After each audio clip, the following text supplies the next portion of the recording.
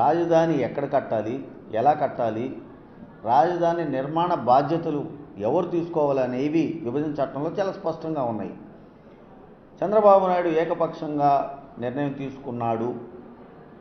ఆ నిర్ణయం ఎందుకు తీసుకున్నాడు, ఎలా తీసుకున్నాడు అనేది సాక్ష్యాధారాలతోటి సహా అప్పటి ప్రతిపక్ష నాయకుడు గౌరవనీయులు జగన్మోహన్ రెడ్డి గారు అసెంబ్లీ సాక్షిగా చూపించినటువంటి సంగతి మనం ఎవరూ మర్చిపోకూడదు. అదేందయ్యా అంటే, బయట ఎక్కడో రాజధాని వస్తుంది 2-3 ప్లేసులు, విజయవాడని లేదా నూజివీడని ఇంకోటి అని చెప్పినటువంటి చంద్రబాబు నాయుడు అంతకు ముందే రాజధాని వెలగపూడని ఆయన నిర్ణయించుకొని తన ముఖ్యమైనటువంటి మనుషులకి ఆ వార్తను చేరవేసి అక్కడ ఉన్నటువంటి భూముల్ని తన ఎమ్మెల్యేలు, తెలుగుదేశం ఎమ్మెల్యేలు, తెలుగుదేశం మంత్రులతో కొనిపించి లేదా చంద్రబాబు నాయుడు బినామీలతో కొనిపించుకొని తిరిగి అప్పుడు రాజధాని వెలగపూడిగా ప్రకటించినటువంటి వాస్తవం కాదా? ఇన్సైడర్ ట్రేడింగ్ అనేది జరిగిందని గౌరవ అప్పటి ప్రతిపక్ష నాయకుడు జగన్మోహన్ రెడ్డి గారు ఈ ప్రపంచ దృష్టికి తీసుకొచ్చినటువంటి మాట వాస్తవం కాదా అని చెప్పి నేను అడుగుతా ఉన్నా.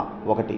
రెండవది, అసలు ఆ నేలంతా కూడా నల్లమట్టి అంటే రేగడి నేలని, నిర్మాణ వ్యయం చాలా ఎక్కువ అవుతుందని ఉదాహరణకు ఒకటి చెప్తా ఉన్నా. టెంపరీ సెక్రటేరియట్, టెంపరీ అసెంబ్లీ ఏదైతే కట్టబడి ఉందో 2 అంతస్తులు మాత్రమే, దానికి 33 మీటర్ల లోతు అంటే 100 అడుగుల లోతుకి మేము పిల్లర్లు వేశాము అని చెప్పేసి కాంట్రాక్టర్లు లిఖితపూర్వకంగా డిజైన్లతో సహా ఇచ్చినటువంటి, అధికారులు డిజైన్లతో సహా ఇచ్చినటువంటి మాట వాస్తవం కాదని అడుగుతూ ఉన్నాం. మూడవది, వరద వచ్చే ప్రాంతం అని చెప్పేసి ఇక్కడ ఉన్నటువంటి ఈ జిల్లాలో, గుంటూరు జిల్లాలో ఉన్న ప్రజానికాన్ని మొత్తానికి తెలుసు. పైగా వరదలు వచ్చి ఆ ప్రాంతం అంతా మునిగిపోయినటువంటి రికార్డులు మొత్తం ఉన్నాయి. ఉదాహరణకి నిన్న చంద్రబాబు నాయుడు ఇల్లుతో సహా మొత్తం మునిగిపోయినాయి. ఇది 8.5 లక్షల క్యూసెక్కుల నీరు వదిలితేనే 2009లో మరి సుమారు 10-12 లక్షల క్యూసెక్కుల నీరు వదిలినప్పుడు కట్టల వరకు నీరు వచ్చి పక్కన ఉన్నటువంటి గ్రామాల్లోకి సైతం ఊట నీరు దిగిన మాట వాస్తవం కాదా అని అడుగుతూ ఉన్నాం. అందుకనే అసలు ఇంకోటి కూడా ఇక్కడ ఒక విషయం మర్చిపోకూడదు. రాజధానిని ఎంపిక జరిపినప్పుడు ఏ ఒక్కళ్ళతోటైనా సరే అప్పటి ముఖ్యమంత్రి చంద్రబాబు నాయుడు చర్చలు జరిపాడా? ఏ ప్రాంతం అనుకూలం, ఎలా కట్టబోతా ఉన్నారు, ఎప్పుడు కట్టబోతా ఉన్నారు అని చెప్పి అప్పుడున్నటువంటి ప్రతిపక్షాలు కానివ్వండి, వైఎస్ఆర్ కాంగ్రెస్ పార్టీతో సహా, బీజేపీతో సహా, లేదా అప్పుడున్నటువంటి ఉభయ కమ్యూనిస్టు సోదరులతో సహా, లేదా మేధావులతోనైనా సరే కూర్చొని చర్చించారా? ఇవన్నీ కూడా చర్చిస్తే ఎక్కడ తన రియల్ ఎస్టేట్ వ్యాపారం చేయబోయే రాజధాని పేరుతోటి అన్నీ కూడా బయటకు వస్తాయా అని చెప్పేసి తెలుసుకున్నటువంటి చంద్రబాబు నాయుడు ఆ పని చేయలేదనేది వాస్తవం అవుతుంది. ఇవన్నీ ఎందుకంటే అసలు నిర్మాణం ఎవరు చేపట్టాలి? కేంద్ర ప్రభుత్వం. స్థలం ఎంపిక కేంద్ర ప్రభుత్వాన్ని, నిర్మాణానికి పూర్తిగా వ్యయం భరించాల్సింది కేంద్ర ప్రభుత్వం, అప్పుడున్నటువంటి కేంద్ర ప్రభుత్వం. ఇవన్నీ పక్కన పెట్టేసి చంద్రబాబు నాయుడు చేసినవి తప్పులు కాదా అని అడుగుతా ఉన్నా. ఇవన్నీ కూడా మీడియా ప్రపంచ దృష్టికి తీసుకురావాలి. అంతేకాదు ఇంకోటి కూడా అడుగుతూ ఉన్నాం. బొత్స సత్యనారాయణ గారు చాలా కరెక్ట్గా మాట్లాడారు అని చెప్పి నేను భావిస్తూ ఉన్నా. అదేంటి అని అంటే, మరి 33,000 ఎకరాలు నాకు రైతులు స్వచ్ఛందంగా ఇచ్చారని చెప్పి చంద్రబాబు చెప్తా ఉన్నాడు. ఆ 33,000 ఎకరాలు ఇచ్చినటువంటి రైతన్నలకి ఏ ఒక్క గ్రామంలో అయినా సరే, ఇవాళ అడుగుతా ఉన్నా చంద్రబాబు నాయుడు గారిని మీడియా ద్వారా, ఏ ఒక్క గ్రామాన్ని ఇవాళ తీసుకొని వెళ్ళండి చంద్రబాబు నాయుడు గారు, మీరు చూపించండి. ఏ ఒక్క గ్రామానికైనా సరే భూములు ఇచ్చినటువంటి రైతన్నలకి మీరు చెప్పినట్లుగా, మీరు చేసిన వాగ్దానాల ప్రకారం మీరు ప్లాట్లు డెవలప్ చేసి ఇచ్చారా? అసలు ప్లాట్లే ఇవ్వాలా, ఎక్కడో చెప్పలా ఇంతవరకు. ఎక్కడైనా డెవలప్మెంట్ చేసి అంటే రోడ్లు వేసి, ప్లాటింగ్ చేసి, రోడ్లు వేసి, ఎలక్ట్రిసిటీ పెట్టి, అదేవిధంగా డ్రైనేజ్ వ్యవస్థనిచ్చి మంచినీటి సౌకర్యాన్ని కలగజేసి ఇచ్చారా అని చెప్పి అడుగుతూ ఉన్నాం. ఇవన్నీ ఏమీ చేయలేదు. ఒకటి అంటే రైతన్నలకి మేలు చేయలేదు, వాళ్ళు ఇచ్చినటువంటి భూములకి వాళ్ళకి మేలు చేయలేదు, వాళ్ళు చెప్పినట్టు ప్రకారంగానే, ఇచ్చిన వాగ్దానం ప్రకారంగానే.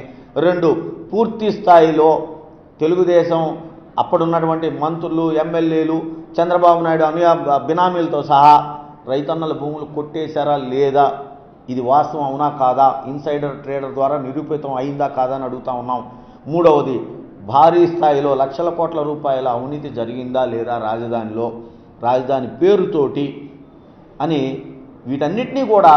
ఎందుకంటే ఎవరైనా సరే ఇల్లు కట్టుకుంటే చదరపు అడుగు 1,500 నుంచి 2,000 రూపాయలు విలాసవంతమైనటువంటి నిర్మాణానికి వాళ్ళ ఖర్చు అవుతూ ఉన్నటువంటి పరిస్థితుల్లో చదరపు అడుగు నేలని, ఇసుకని ఉచితంగా కాంట్రాక్టర్కి కట్టబెట్టి చదరపు అడుగుకి 12,000 రూపాయలు ఇచ్చినటువంటి మాట వాస్తవం అవునా కాదా? ఆ నిర్మాణం కూడా మరి చిన్న వాన కురిస్తేనే కారిపోతున్నటువంటి పరిస్థితులు మనం ప్రపంచం గమనించిందా లేదా? ఇవన్నిటినీ కూడా మీడియా దయచేసి ప్రపంచం దృష్టి తీసుకురావాలని చెప్పి కోరుకుంటా ఉన్నాం. ఇంకొక విషయం కూడా గమనించాలండి. ఇక్కడ అసలు రైతన్నలు ఇచ్చినటువంటి భూములు కానివ్వండి, ప్రభుత్వ భూములు కానివ్వండి, ఈ రాజధాని CRDA పరిధి 1,06,000 ఎకరాలు. ఈ 1,06,000 ఎకరాల భూమి అసలు ఇవాళ ఎక్కడుంది, ఎలాంటి పరిస్థితుల్లో ఉంది అనేది మీడియా బయటికి తీసుకురావాలి. అంటే చంద్రబాబు నాయుడు తన ఇష్టం వచ్చినటువంటి రీతిలో డబ్బులు కాయ చేయడానికి, కిక్ బ్యాక్స్ తీసుకోవడానికి, లంచాల రూపంలో తిరిగి వెనక్కి తీసుకోవటానికి ఆయన ఏ బ్యాంకుల్లో ఏ రేట్ ఆఫ్ ఇంట్రెస్ట్కి అంటే ఎంత వడ్డీకి ఆయన తీసుకువచ్చాడు, ఆ డబ్బులన్నీ కూడా ఎక్కడ వాడాడు, ఇవన్నీ కూడా రేపు రాష్ట్ర ప్రజలే కట్టాల్సినటువంటి అవసరం ఉందా లేదా, ఇవన్నీ వాస్తవాలు కాదా, ఇవన్నిటిని కూడా దయచేసి మీడియా ప్రపంచ దృష్టికి రాజధాని ముసుగులో చంద్రబాబు నాయుడు చేసినటువంటి దోపిడీని తీసుకురావాల్సిందిగా నేను కోరుతా ఉన్నా.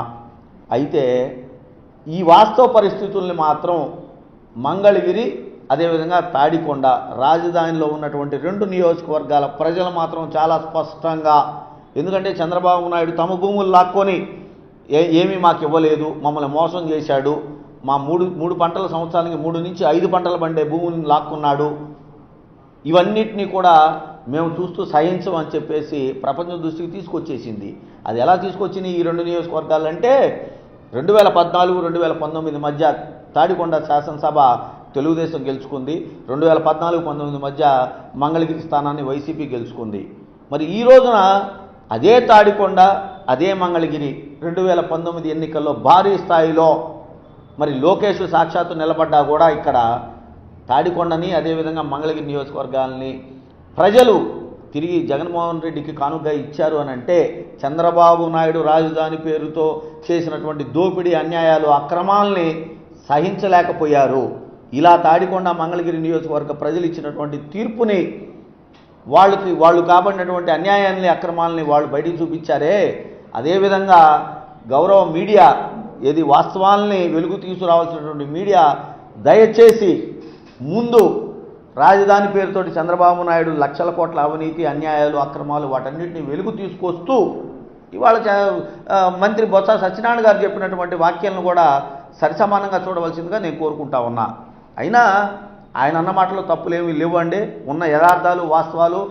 బొత్స సత్యనారాయణ గారు ఇక్కడ ప్రతిరోజు రాజధాని పేరులో జరిగినటువంటి దోపిడీలని వాటన్నిటిని కూడా వెలుగు తీసుకొచ్చే, చంద్రబాబు నాయుడు దోపిడీని వెలుగు తీసుకొచ్చే ప్రయత్నాలు జరుగుతూ ఉన్నాయి. కాబట్టి కాంట్రాక్టర్లకు దోచపెట్టబడి మళ్ళీ తిరిగి ఆ డబ్బుల్ని చంద్రబాబు నాయుడు వెనక్కి తీసుకున్నాడు కాబట్టి లంచాల రూపంలో వాటన్నిటిని వెలుగు తీసుకొచ్చే కార్యక్రమంలో అన్నాడు. అయినా ఇంకొక విషయం కూడా ఇక్కడ మర్చిపోకూడదు. 2014 శాసనసభలో నేను చాలా స్పష్టంగా చెప్పాను, ఏమంటే తాడికొండ అనేది ముంపుకు గురయ్యే ప్రాంతం, దయచేసి అవసరమైతే రాజధానిగా మంగళగిరి కూడా మీరు పేర్కొన్నారు కాబట్టి మంగళగిరిలో అప్లాండ్స్ ఉన్నాయి, 14-15 వేల ఎకరాల ప్రభుత్వ భూములు ఉన్నాయి, ఎక్కడ పెట్టుకోండి అని చెప్పినా కూడా చంద్రబాబు నాయుడు తన అవినీతి కోసం, అన్యాయాలు, అక్రమాల కోసం దాన్నే ఎంచుకున్నాడనే విషయాన్ని కూడా ఎవరు మర్చిపోవద్దని, ఏదేమైనా చివరిగా నేను ఒకటే కోరుకుంటా ఉన్నా, ఇది రాజధాని కాబట్టి జగన్మోహన్ రెడ్డి గారు 2014-19 మధ్యన ఇక్కడ స్థలం కొనుక్కొని ఇల్లు కట్టుకున్నాడు, పార్టీ ఆఫీసు పెట్టాడండి. ఇవాల్టికి చంద్రబాబు నాయుడు అడ్రస్సు, చంద్రబాబు నాయుడు కొడుకు లోకేష్ అడ్రస్సు రాజధానిలో ఎక్కడో ఎవరైనా చెప్పగలరా? సెంటు భూమి ఉందా చంద్రబాబు నాయుడు కొనుక్కున్నాడా రాజధాని ప్రాంతంలో?